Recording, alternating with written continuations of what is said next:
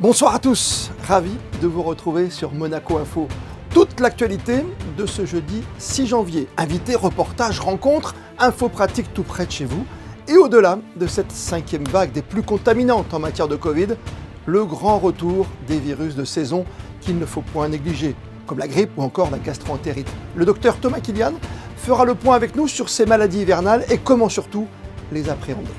La musique dans tous ses états, à l'occasion des 170 ans de la SACEM, l'organisme qui gère les droits des artistes, nous recevrons sa représentante ici en principauté, Axelle Amalberti. Spectacle à l'honneur encore, avec la représentation d'un Macbeth nouvelle génération au Théâtre Princesse Grace. Et puis l'art, encore et toujours en vedette dans votre journal ce soir. Nous nous rendrons dans quelques instants à Saint-André-de-la-Roche, dans les coulisses de l'atelier de Stéphane Cypre, qui vient de réaliser le trophée destiné aux vainqueurs de la prochaine Fight AIDS Cup. Et en ce jeudi 6 janvier, jour de l'épiphanie, de la fête des rois, que vous soyez croyant ou simple gourmand, je vous imagine en train de vous préparer à déguster la traditionnelle galette. Au fait, êtes-vous plutôt frangipane ou brioche? Question existentielle. Voici vos réponses. Moi, je suis plus galette des rois. La frangipane, j'aime pas, c'est trop doux. J'aime pas trop. Brioche, gâteau des rois et fruits confits. Oui. Gâteau des rois avec fruits confits. Je suis niçois, donc je ne peux pas aimer autre chose. Plus frangipane, ouais. Parce que les fruits confits, vraiment, je déteste ça. La frangipane. Réaction recueillie par Sandrine Nègre. Et je vous rappelle que celui qui a obtenu la fève et la couronne qui va avec se doit, d'ici la fin du mois, d'offrir une nouvelle galette des rois à ses proches. Je dis ça, je dis rien. Et dans votre actualité du jour, la mise en place des autotests qui se généralisent après les écoles pour détecter les cas de positivité chez nos enfants au retour des vacances. C'est au tour cette fois des entreprises de se répartir pas moins de 50 000 autotests. 436 entreprises ont répondu présentes et ce sont au total déjà 13 120 autotests qui ont été distribués. Et au cœur donc de cette 5e vague, important ce soir de faire un point sur la situation sanitaire dans son ensemble, avec au-delà des interrogations liées à la Covid-19, l'arrivée des épidémies de saison. Et avec nous, sur Monaco Info, le docteur Thomas Kilian. Bonsoir à vous, docteur. Bonsoir Christophe. On parle évidemment beaucoup de la pandémie en ce moment, avec le variant Omicron, mais il arrive qu'à cette période de l'année, c'est un classique, eh bien il arrive que la gastro-entérite ou la grippe soit de retour. C'est le cas aujourd'hui chez nous, en Principauté de Monaco? En effet, on a d'autres virus qui circulent, alors pas de grippe pour l'instant. On a pas mal de VRS. Ce virus respiratoire responsable souvent des bronchites virales, mais aussi des bronchiolites chez les enfants. On a des rhinovirus responsables des classiques rhinopharyngites et des rhumes. Les entérovirus, donc là, c'est la gastro qui est concernée. Donc en effet, on en a. Ça se calme un petit peu depuis une semaine, mais on en a eu pas mal. Et au niveau grippal, pour l'instant, très peu de cas en principauté. Moi, personnellement, je n'ai pas encore diagnostiqué ni confirmé de grippe. Mes confrères en ville ont eu quelques cas sporadiques. La même chose pour l'hôpital. On est en phase pré-épidémique en région PACA pour l'instant et en principauté. Mais il faut savoir que certaines régions sont déjà en phase épidémique. L'Île-de-France, région Rhône-Alpes en l'occurrence. Donc on s'attend probablement dans les prochaines semaines à une arrivée quand même d'épidémie grippale.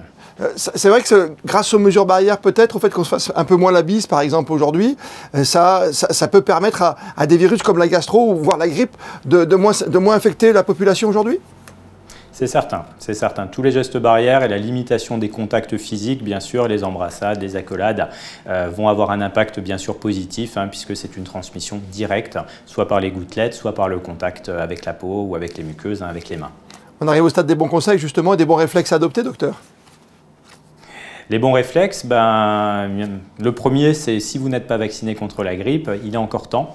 Elle n'est pas encore active chez nous, donc surtout si vous avez plus de 65 ans, surtout si vous avez des facteurs de prédisposition ou des problèmes de santé particuliers. Mais encore une fois, la vaccination antigrippale est conseillée pour tout un chacun. Vous avez parlé bien sûr des gestes barrières, oui. C'est les mêmes que pour la Covid, donc continuer à porter son masque, bien se laver les mains.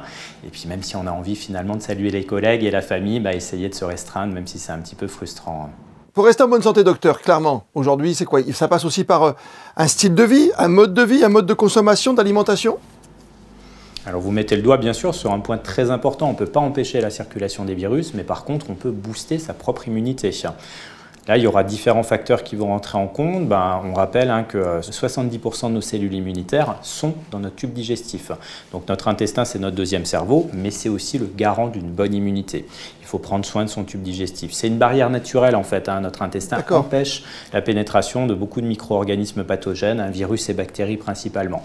C'est un peu comme une petite forêt, il faut en prendre soin, il faut la nourrir, il faut la préserver. Donc différents moyens, des complexes à base de probiotiques, de ces bactéries vivantes. Donc ça, c'est des choses que je conseille à mes patients chaque année, dès le début de l'automne, en prévention.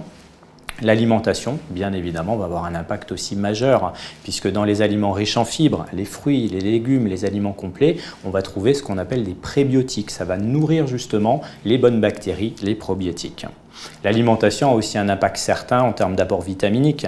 Les minéraux, les oligo-éléments et les vitamines sont indispensables au système immunitaire. On en a énormément parlé depuis le début de cette pandémie, l'intérêt du zinc, de la vitamine C, de la vitamine D, des oméga 3. Et il existe des super aliments, des super compléments qui vont contenir à ce moment-là des principes immunomodulateurs. Donc on a pas mal de complexes à base de plantes, à base de phytothérapie qui peuvent justement booster votre système immunitaire. Des plantes comme l'échinacée, le cyprès, la propolis. On a beaucoup parlé aussi du shiitake, ce champignon asiatique. Tous ces produits-là vont pouvoir aider à booster, doper un petit peu votre système immunitaire avec des effets anti-inflammatoires ou antiseptiques naturels. Et puis docteur, il y a d'autres facteurs évidemment inhérents à la Covid, à la pandémie. Il y a de l'angoisse, il y a du stress, et il y a aussi le sommeil qui est important dans cette situation-là. Tout à fait, vous mettez le doigt sur deux points très importants. Alors le stress va avoir un effet extrêmement délétère sur notre immunité, sur notre tube digestif et le sommeil. On n'insiste pas assez sur ce point-là, les troubles du sommeil sont extrêmement fréquents, pas assez pris en charge. On ne dort pas assez malheureusement actuellement. Alors on sait que les besoins peuvent varier entre 6 et 10 heures d'un individu à l'autre, mais il faudrait dans l'idéal essayer d'avoir au moins 7 heures de sommeil par nuit. Aujourd'hui on consulte plus, j'allais dire, pour un problème physique, également mental, quand on est face à une telle pandémie et à tellement d'interrogations aujourd'hui? Je constate également une grosse augmentation des motifs de consultation pour des troubles anxio-dépressifs, donc des phénomènes de déprime, de baisse de morale, d'insomnie, d'angoisse. Et ça, c'est malheureusement la conséquence, en effet, entre autres de notre sérotonine qui a été très perturbée sur les dernières années. C'est vrai que cette pandémie est très anxiogène et elle a des impacts malheureusement sur notre quotidien et sur notre stress. Repartir en pleine forme pour 2022 en respectant les gestes barrières, ça passe aussi par des vaccins, vous l'avez dit, autant pour la Covid que pour la grippe. On peut toujours le faire avant la véritable épidémie de grippe qui pourra arriver et soigner son alimentation pour éviter les gastro, vous l'avez dit, gérer son stress, le sommeil, des bons conseils aujourd'hui du docteur Kylian et puis booster notre immunité pour être toujours en forme comme vous l'êtes aujourd'hui avec nous sur Monaco Info. Merci d'avoir été avec nous, bonne année encore et surtout bonne santé. Merci pour votre invitation et prenez soin de vous. Calmer ses angoisses, décompresser, faire attention à son hygiène de vie passe aussi par des moments de détente, de découverte ou de redécouverte d'une œuvre, par exemple à l'image de l'une des plus grandes créations de Sir William Shakespeare, Macbeth, proposée en version contemporaine aujourd'hui dans l'écrin du théâtre Princesse Grace. Un Macbeth revisité par le metteur en scène français Geoffrey Lopez que Juliette Rapper a rencontré pour Monaco Info. C'est une adaptation du Macbeth de Shakespeare en version contemporaine à 8 comédiens. Et donc c'est une pièce qui s'interroge beaucoup sur le couple Macbeth en fait. Comment un couple amoureux, un jeune couple en fait va tout d'un coup devenir des meurtriers. Comment ils vont devenir des assassins. J'ai travaillé la traduction déjà. J'ai voulu vraiment proposer une pièce qui soit tout à fait accessible au public d'aujourd'hui. En fait, Shakespeare a écrit à son époque un théâtre qui était un théâtre populaire, qui devait être un théâtre à la portée des jeunes, de tout le monde. Donc j'ai vraiment voulu que la traduction colle à cet esprit élisabétain, en fait, cet esprit d'universalité. C'est d'apprendre à redécouvrir un texte qui nous paraît, ce qu'on dit un classique, mais qui ne soit pas un classique qui nous éloigne, de vraiment se rapprocher d'un texte contemporain. On reste dans le domaine de la culture et on va s'intéresser ce soir à la rémunération des artistes dans une période pour le moins contrastée, compliquée pour tous ceux qui créent, composent, interprètent, produisent en principauté. Axel Amalberti, bonsoir à vous. Bonsoir Christophe. Vous êtes l'agent général de la SACEM ici en Principauté de Monaco. D'abord, on va redéfinir ce qu'est la SACEM. C'est une société qui s'occupe des auteurs, c'est ça, des compositeurs, éditeurs de musique? Tout à fait. La SACEM est une société à but non lucratif, une société civile. et son rôle est de protéger avant toute chose les sociétaires, hein, donc les auteurs, compositeurs, éditeurs de musique. Son rôle également est de promouvoir les auteurs, compositeurs et éditeurs, mais également de les soutenir. Oui, c'est incroyable de protéger, c'est qu'on protège autant le travail que l'esprit et l'âme du compositeur et de l'auteur. Tout à fait. Il y a le droit moral et le droit patrimonial. Donc la SACEM protège le droit patrimonial dès lors que le sociétaire nous en a donné la possibilité, l'autorisation. Pour récupérer beaucoup d'argent, il vaut mieux être auteur, compositeur, interprète. Là, on peut récupérer le plus d'argent possible sur ce qu'on a créé finalement. Concernant les interprètes, la SACEM n'intervient pas. C'est une autre société qui pour l'instant n'intervient pas en Principauté de Monaco. Il s'agit de l'ASPRE. En ce qui concerne la SACEM, les auteurs, compositeurs et éditeurs de musique, très peu sont dans une situation qui leur procure un revenu confortable suffisant pour vivre que de cela. Donc encore plus en période de crise. Oui, tout à fait. Pendant la période de crise, donc, nos auteurs-compositeurs ont été fortement impactés. Certains d'entre eux connaissent une très grande précarité et pour cette raison, la SACEM, comme je vous l'indiquais, a mis en place un système d'accompagnement. Mais nous avons mis aussi un système d'accompagnement à disposition pour nos clients. Parce qu'aujourd'hui, la SACEM, pour récupérer de l'argent, c'est tout ce qui est diffusé dans un magasin, dans un hôtel, dans un bar, restaurant ou discothèque qui sont très impactés depuis mars 2020 de toute façon. Sur le territoire monégasque, j'interviens localement donc auprès des clients qui diffusent en présentiel, on va l'appeler comme ça, mais la SACEM est également fortement présente auprès des réseaux sociaux, on intervient auprès des radios, des télés, donc en fait dès lors que la musique de notre répertoire est utilisée, la SACEM intervient. Qu'est-ce que notre répertoire? C'est la musique fortement française avant toute chose, mais également internationale. Combien d'auteurs sont protégés chez nous ici en Principauté?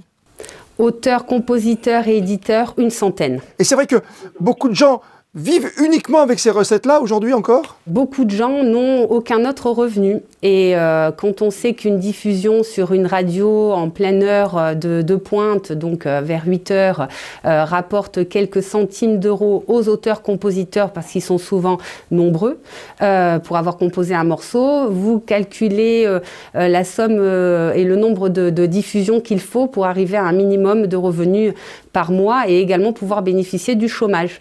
D'où notre importance et notre volonté d'intervenir au maximum pour collecter et représenter et défendre nos sociétaires. Pour être milliardaire, il faut du temps, il faut être Patrick Hernandez avec Born to be Alive, quoi. Il faut avant toute chose déposer ses œuvres à la SACEM. Ça, je le précise, je souligne parce que je vois souvent, heureusement, de plus en plus de personnes, des jeunes et moins jeunes, qui viennent s'inscrire parce qu'ils ont déjà déposé en ligne sur les réseaux sociaux, sur des plateformes, certaines de leurs œuvres et ils s'inquiètent du fait qu'il pourrait y avoir un plagiat ou autre. Donc n'hésitez pas à venir prendre des informations auprès de la SACEM. Donc vraiment, il faut protéger vos œuvres absolument avant de les mettre sur les réseaux sociaux et pour ce faire, il faut constituer un dossier. Donc à présent, il est possible de le faire en ligne. Nous vous accompagnons sur ces étapes qui sont assez simples. Justement, aujourd'hui, avec ce développement de tous ces nouveaux médias, ces réseaux, les TikTok, les Twitter ou autres Instagram, ça a changé? Est-ce qu'on gagne autant d'argent si on le met juste sur YouTube plutôt que d'être diffusé sur une grande radio ou une grande chaîne de télévision? C'est sûr que les droits sont moindres. Cependant, sachez que la SACEM a réussi à signer des conventions, des accords avec ses réseaux sociaux. Et donc, dès lors qu'une œuvre qui a été déposée à la SACEM est repérée, en quelque sorte, par nos outils, nos applications, cela génère des droits à nos sociétaires. Et si je fais une soirée privée, pour mon anniversaire par exemple, il faut que je paye une petite redevance, un petit quelque chose chez vous à la SACEM ou pas du tout? Pour une soirée privée, dès lors que vous êtes chez vous, nous n'allons pas intervenir. Cependant, à partir du moment où cet événement a lieu dans un hôtel, dans un espace, on va dire, public, et que vous sortez du cadre strictement familial, oui, nous sommes censés intervenir. Merci 1000 fois d'avoir été avec nous. Et encore une fois, bon anniversaire, 170 ans qu'on protège les artistes. Et ça, c'est quand même très fort. Merci Christophe, merci l'équipe de Monaco Info. Dans le reste de l'actualité ce soir, cet appel à candidature pour la prestigieuse compétition des Nymphes d'Or dédiée aux séries, films, documentaires et programmes d'actualité à l'occasion du 61e Festival de télévision de Monte-Carlo qui se déroulera du 17 au 21 juin prochain. La compétition 2022 est officiellement ouverte avec le calendrier suivant. La clôture des inscriptions, ce sera le jeudi 24 mars, l'annonce de la sélection officielle au mois de mai et la cérémonie, grande cérémonie, le mardi 21 juin. On se souvient de séries comme Borgen, comme Breaking Bad, It's a Sin, Casa de Papel ou encore Das Boot qui font partie de ces anciens programmes de fiction honorés au festival. Cette année, il y aura 6 Nymphes d'Or dans la catégorie fiction, 3 Nymphes d'Or seront décernées au meilleur grand reportage d'actualité et en partenariat avec la Fondation Albert II de Monaco, le prestigieux prix spécial du Prince Régnier III qui sera attribué au meilleur documentaire traitant d'importantes thématiques environnementales. Le règlement de la compétition de ce 61e Festival de télévision de Monte-Carlo peut être consulté, bien sûr, sur le site dédié. Sport de saison sur la patinoire du stade nautique Régnier III, avec le grand retour du curling après une année blanche pour cause de Covid. Tous les jeudis et mardis soirs jusqu'au 25 février, initiation et entraînement sont possibles de 20h30 à 22h30. Et puis le grand plus de cette année, c'est dès demain soir, à partir de 19h, comme tous les vendredis, la création du challenge Albert II, qui permet de jouer en équipe de 3 ou 4 joueuses ou joueurs. Il est possible de constituer des équipes d'entreprise, tout simplement d'amis de la principauté et des communes environnantes. Et bien sûr, il faut venir avec son passe sanitaire ou vaccinal. Le football est un rendez-vous amical toujours très prisé en principauté, la traditionnelle rencontre entre l'équipe du Prince Albert et celle de la princesse Stéphanie. Le Barbageon FC contre l'équipe du Cirque FC, renommée Fight Heads Cup, cette compétition en 2020. L'événement devenu caritatif a pris forme déjà depuis un petit moment. Et pour cette édition 2022, on va se déplacer à Saint-André-de-la-Roche avec Yannick Debévert et Sylvain Pérumal. On va partir à la découverte, surprise, de ce précieux trophée qui sera remis au vainqueur du tournoi le 24 janvier prochain. On a bossé comme des dingues. Tu la devines, regarde. Là on voit là, ouais. Magnifique. Faite d'aluminium et de feuilles d'or, cette Fight Heads Cup est tout simplement splendide. Elle est l'œuvre du sculpteur Stéphane Cypre, sollicité par l'association. L'idée, en fait, c'était de voir le logo Fight Heads et d'avoir le reflet de l'œuvre du bloc, en fait, qui reflète les spectateurs et le stade et tout ça, quoi. Il a fallu un travail d'une semaine, jour et nuit, dans son atelier de Saint-André-de-la-Roche avec son binôme pour élever ce trophée sculpture. Une pièce unique qui plaît forcément aux organisateurs de la Fight Heads Cup. Ce trophée, je l'ai pondu à 3 h du matin. J'ai présenté des premières esquisses à Louis. On a travaillé ensemble et après je lui ai présenté ce dessin et j'ai dit, à mon avis, c'est ça. C'est l'événement caritatif principal du début d'année à Monaco. Un match de foot où sont réunies des légendes du ballon rond dans 2 équipes, les Barbagians du Prince Albert et le Cirque FC de la princesse Stéphanie. Cette année encore, de très grands noms comme Sidorf, Zaccardo, Luca Toni, mais aussi des petits nouveaux qui ont fait le bonheur des Monégasques. Fernando Morientes qui fait son grand retour au stade Louis II. On a David Trezeguet aussi. On a Claude Puel qui n'était pas là à la première édition. On a Bruno Bellone. Jérôme Roten, François Modesto pour l'équipe des Barbagians. Les noms donnent l'eau à la bouche et même si 2022 ne sera que la 2e édition, les organisateurs de la Fight Heads Cup comptent bien faire de cet événement un rendez-vous annuel important de la principauté. On va pérenniser ce match pour pouvoir faire des profits supplémentaires pour Fight Heads pendant l'année et c'est l'objectif. Rendez-vous lundi 24 janvier à 18h30 au stade Louis II pour savoir qui soulèvera ce magnifique trophée. La météo de ces prochaines heures et un soleil de retour, vous l'avez constaté, qui va briller pour quelques jours, une dizaine de jours au-dessus de la principauté. Au réveil, vous aurez demain matin un petit 5 degrés, 10 au meilleur moment de la journée. Alors, profitez-en. Et n'oubliez pas demain de fêter, s'ils font partie de vos connaissances, les Raymond. Et comme le veut la tradition, on termine par les instantanés du jour. Direction le parking des pêcheurs avec l'exposition des photographes de la direction de la communication. Photos de nos meilleurs clichés de l'année 2021, signé Stéphane Dana. On se retrouve demain, 19h, pour une nouvelle édition de votre journal. D'ici là, belle et bonne soirée à toutes et à tous sur Monaco Info.